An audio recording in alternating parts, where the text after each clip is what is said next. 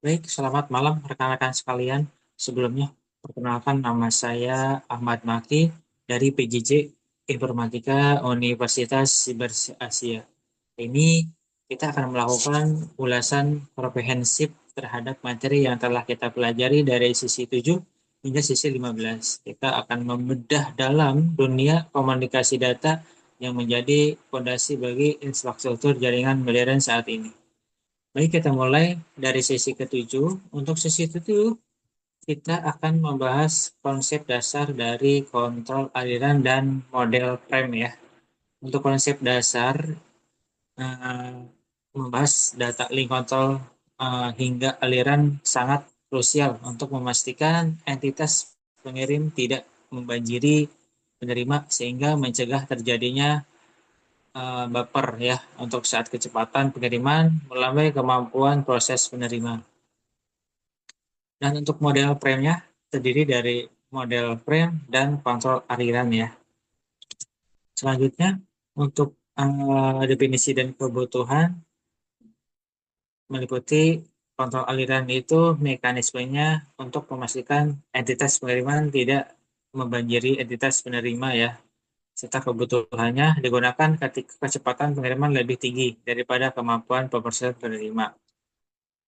Nah, untuk model stop and wait itu pendekatan yang paling dasar ya, di mana pengirim hanya mengirim tepat satu frame dan wajib menunggu balasan dari penerima sebelum frame berikutnya meluncur ke media transmisi. Selanjutnya untuk sliding window dan waktu transmisi model sliding window ya, meliputi multiple frame, transmission time, jendela nomor sekuen, propagation time ya. Untuk multiple kemungkinan pengiriman secara kontinu tanpa harus menunggu ya.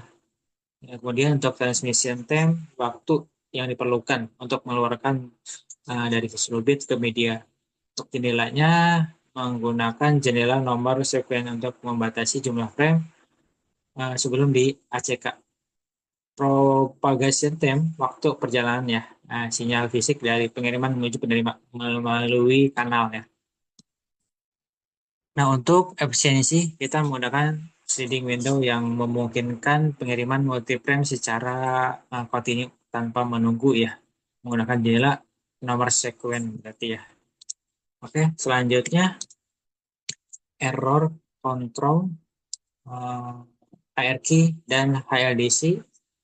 Nah, untuk mendeteksi error dan ARKey, untuk mendeteksi ini dibutuhkan parity dan CRC, ARKey protokol. Dari Fahriti untuk mendeteksi sederhana ya. Jadi dengan pembagian polinomial binar yang andal. Kemudian untuk ARQ, stop and wait, go back and ARQ, dan selective reject ARQ. Untuk overview protokol HDLC, terdiri dari stasiun dan mode ya. Untuk stasiun itu terdiri dari primary, secondary, dan combined stasiun dalam arsitektur link. Dari segi mode, normal, response mode, asynchronous responsible mode, dan asynchronous balanced mode.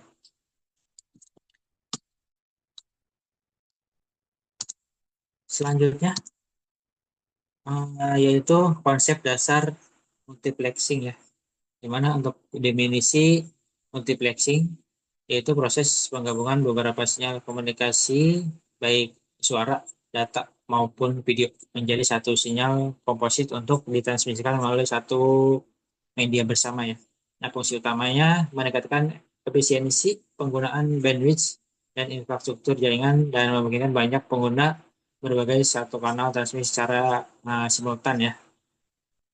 Selanjutnya untuk demultiplexing yaitu proses pemisahan kembali sinyal komposit di sisi penerima menjadi sinyal-sinyal individu yang asli agar dapat diterima oleh tujuan masing-masing. Selanjutnya untuk frekuensi division multiplexing eh, terdiri dari prinsip dasar, frekuensi pembawa, wideband, serta hierarki analog ya. Nah, untuk FDM membagi bandwidth visi kanal transmisi menjadi beberapa pita frekuensi ya yang independen di mana setiap sinyal dimodulasi ke frekuensi carrier tersendiri. Nah, gue disisipkan antar kanal frekuensi untuk mencegah interferensi silang ya, didukung hierarki analog seperti group, supergroup, hingga master group. Selanjutnya untuk time division multiplexing atau TDM ya, yaitu metode penggabungan sinyal di mana beberapa sinyal digital atau analog digabungkan menjadi satu sinyal komposit dengan membagi waktu transmisi yang tersedia menjadi interval waktu yang lebih kecil dan mengalokasikan satu interval ke setiap sinyal. Dibagi menjadi tiga, yaitu Sinus TDM, framing bit, pulse stuffing ya. Nah, untuk sinkronisi TDM membagi kapasitas media berdasarkan giliran waktu ya. Kemudian untuk sinkronisasi dan waktu, uh, bits disisipkan untuk mengidentifikasi awal dan akhir frame TDM, sementara pulse stepping ditambahkan untuk menyamakan perbedaan laju clock antar sumber ya. Selanjutnya, multiplexing, pengantar penggabungan sinyal komunikasi dibagi menjadi FDM, TDM, dan WDM ya. Untuk FDM itu pembagi, TDM pembagi frekuensi ya. Untuk TDM pembagi waktu, sedangkan WDM pembagi panjang gelombang. Oke, selanjutnya untuk sesi ke-10 yaitu switching network,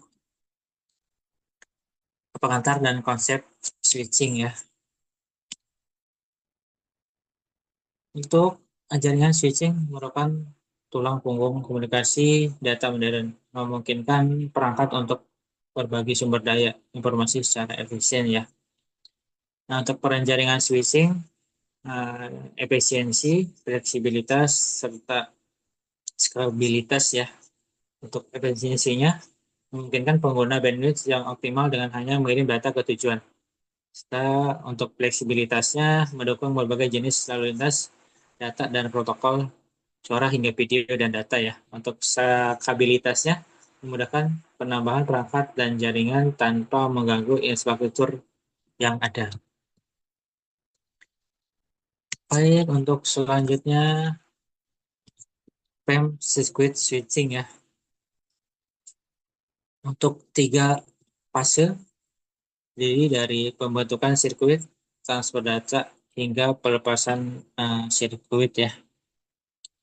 Nah, untuk karakteristiknya, terdiri dari bandwidth terjamin, tidak efisien untuk data burst, serta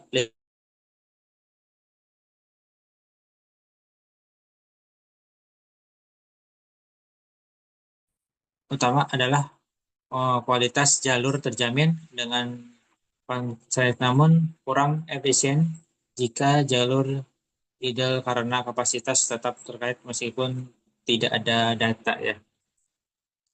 Selanjutnya switching arsitektur dan signaling ya. Nah, di sini untuk specification switch menggunakan jalur fisik terpisah dimetrik. Nah, sedangkan untuk time division mempartisipasi bit stream berkecepatan tinggi dengan bus TDM. Nah, persinyalan in-band menggunakan jalur data yang sama, sedangkan out of band menggunakan kanal terpisah khusus untuk kendal panggilan ya. Selanjutnya packing switching ya. Di sini untuk prinsip dasarnya dalam paket switching, data besar dipecah menjadi paket-paket kecil. Setiap node perantara penerima paket utuh menyimpan sementara di buffer, lalu meneruskan ke forwarding ya. Untuk keunggulan efisiensinya, pendekatan ini tidak memerlukan alokasi jalur tetap ya, sehingga pemanfaatan budget menjadi jauh lebih efisien untuk menangani tren data komputer. Selanjutnya, konsep store and forwarding. Nah, konsep ini adalah metode fundamental dalam jaringan di mana paket data diterima dan disimpan secara utuh dan diteruskan ke tujuan berikutnya. Untuk prinsip dasarnya, data disimpan sementara di setiap node dan diverifikasi integritas data sebelum penerusan. Keunggulannya detektif dan koreksi error, manajemen buffering, dan kontrol ya, dan itu jalur routing. Untuk pendekatan datagram, pendekatan ini setiap paket diperlakukan sebagai entitas mandiri yang membawa alamat lengkap panggilan dan tujuan, serta dapat melalui jalur berbeda dalam jaringan ya. Karena melalui berbeda paket bisa tidak secara tidak berurutan, sehingga membutuhkan proses penyusunan ulang di sisi penerima. Selanjutnya, untuk virtual circuit dan router, di sini virtual circuit menetapkan rute logis terlebih dahulu sebelum dalam dan dikirim ya. Semua paket dalam sesi yang sama mengikuti jalur identik menyerupai sirkuit switching. Untuk strategi routing dan standar, strateginya routing mencakup uh, fixed atau fading ya, random dan adaptive routing dengan standar klasik seperti X25 untuk interface DTE dan DCE. Selanjutnya, untuk evaluasi jaringan Broadway. Untuk evolusi jaringan Broadway, perkembangan aplikasi multimedia, interaktif video, conference, dan data berkecepatan tinggi menuntut arsitektur jaringan baru yang terintegrasi ya. Kemudian untuk konvergensi bertujuan untuk mengintegrasi suara, data, dan video ke dalam satu platform jaringan berkecepatan tinggi yang seragam. Kemudian untuk Broadband dan ATM intro ya, atau ATM merupakan teknologi jaringan berkecepatan tinggi yang menjadi dasar penting bagi pengembang layanan bandwidth. Jadi dari teknologi berbasis sel, integrasi layanan, hingga efisiensi bandwidth. Untuk prime relay menyederhanakan protokol lama seperti X25 dengan menghilangkan fungsi error ya, dan flow control menyerahkan kepada endpoint cerdas. Multiplexing dan switching dilakukan pada layar 2 menggunakan format lab, menghasilkan komunikasi berkecepatan tinggi dan delay rendah untuk LAN. Selanjutnya, untuk arsitektur sel ATM adalah teknologi jaringan ya, berkecepatan tinggi yang menggunakan paket dan berukuran tetap yang disebut dengan sel. Pendekatan ini berbasis sel dan dirancang untuk penanganan yang efisien suara dan video. Jadi dari struktur sel tetap logis ya.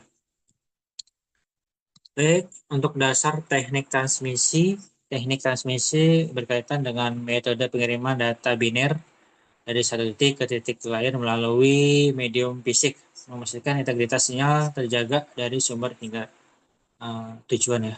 Untuk faktor penentu evaluasi, parameter evaluasi utamanya adalah kecepatan transfer, jarak jangkauan, serta tingkat ketahanan terhadap gangguan atau noise pada kanal transmisi ya. Terdiri dari transmisi paralel hingga series ya. Untuk transmisi asinkron, pengiriman data karakter demi karakter ditandai oleh bit awal dan akhir. Sedangkan untuk transmisi sinkron, pengiriman data dalam blok-blok besar yang disinkron oleh sinyal clock bersama. Selanjutnya, untuk hardware jaringan dan mode transmisi perangkat keras jaringan utamanya yaitu router, switching, hingga access point ya. Nah, mode transmisinya, transmisi datanya ya. Jadi dari simplex, duplex, serta quadruplex. Untuk simplex, transmisi data hanya dalam satu arah. Kalau hardplex dapat dikirim dalam dua arah. Fullplex itu data dapat dikirim secara bersamaan dalam dua arah. Selanjutnya, jaringan